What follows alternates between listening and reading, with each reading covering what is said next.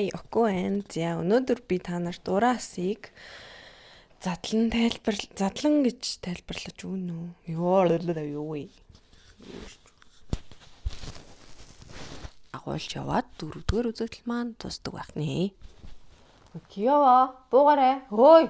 Юу вэ?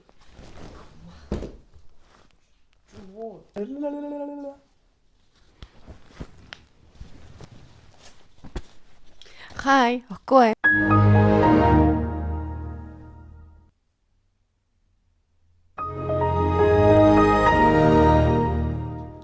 За 3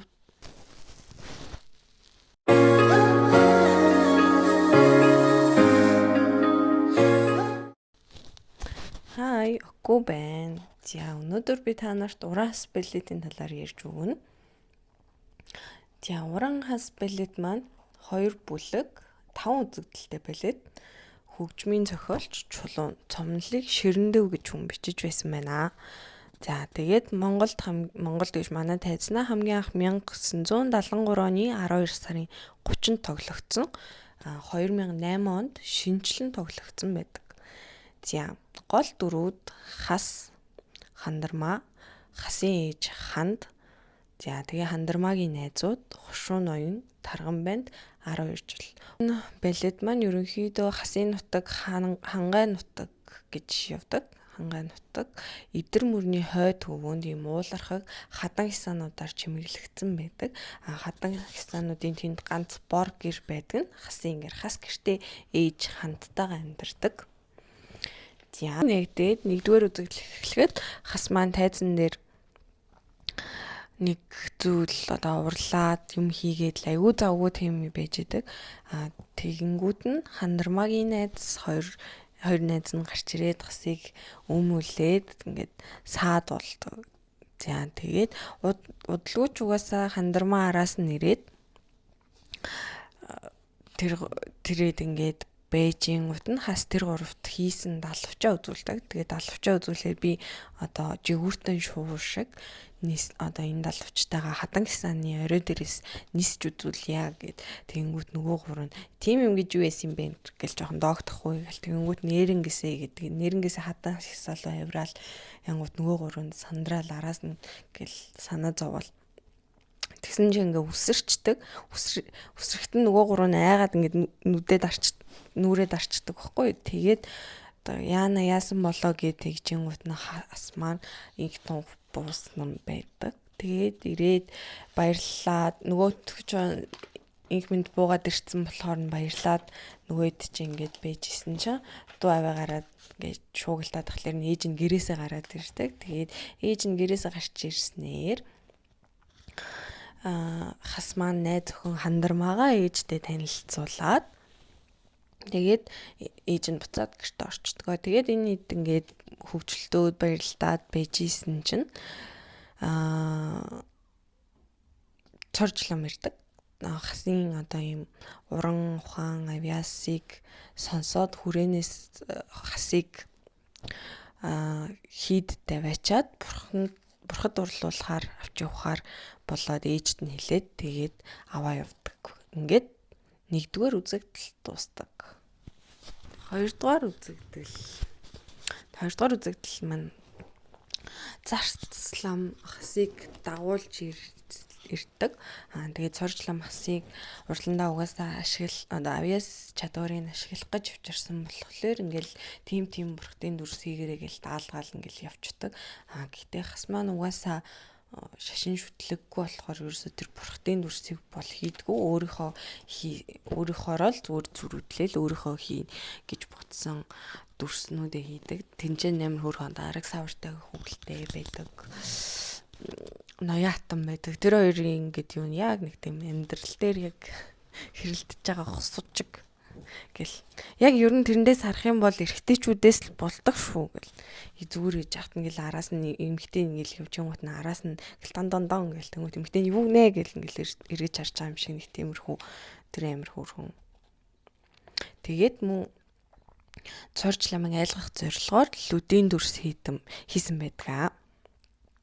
За тэгээд цорчлам ирээд бүтээлэгтэй юмнуудыг ингээд харшаад байжсэн чинь хас нөгөө лүдийн багаараа цорчламыг айлгаад цорчлам тэрийг харсандаа айгаад ном уншаал тарин уншаад байх боловч эцэст нь тэгээд ухаалтаад унцдаг. Тэгээд ухаалцсныг хараад банд нар орж ирээд хасыг баривчлаад аваад гардаг.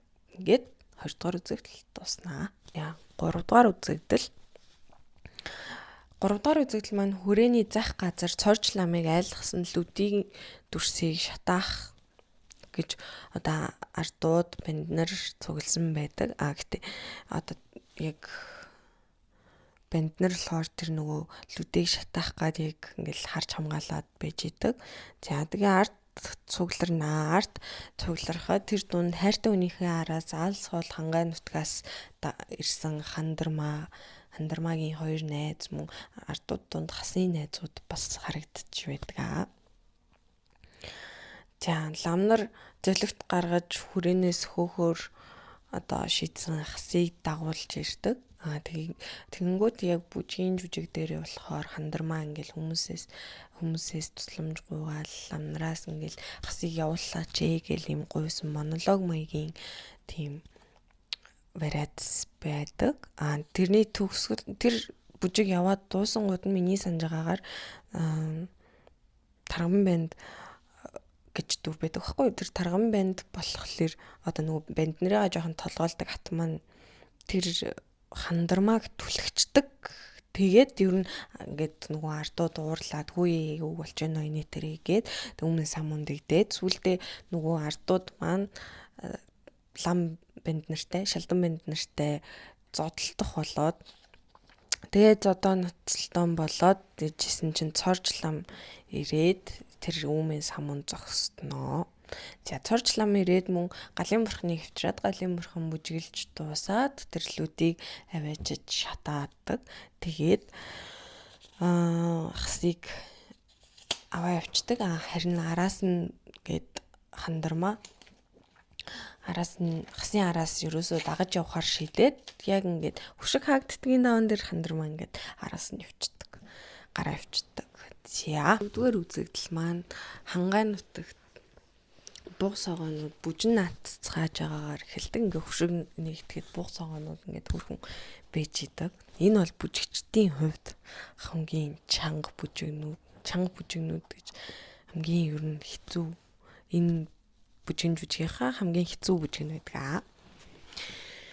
Гэтэ бид нэр амар баярлалтай ш тэрхтээч үзвдэг болохоор буухны бүжиг амар хэцүү гэсэн. 15 дараалж үсэрдэг.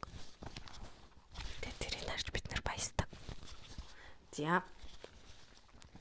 За тэгээд буг согоонууд маань бүжин наатцгааж байгаа ийм гоё тайван тийм юм дээр хас ирдэг. Араас нь нөгөө хандармаа хасын араас явахаар шийдсэн шүү дээ. Тэнгүүт араас нь бас хандармаа ирнэ. Тэгээд тэр хоёр маань тэнцээ ингээд байгалийн үзэсгэлэн сайхныг гэл гайхаж агаад хас маань хандармаад ээжигийн давтрыг гэж хэлэхэд нь хандармаа болохоор зөвшөөрдгөө үгүй энэ үнэхээр сайхан нутаг байна. Гэхдээ хоёлаа яг нутаглууга буцаж явъя гэд хятгаад тэгээд дагуулж яваад 4-р үзэгдэл маань тусдаг.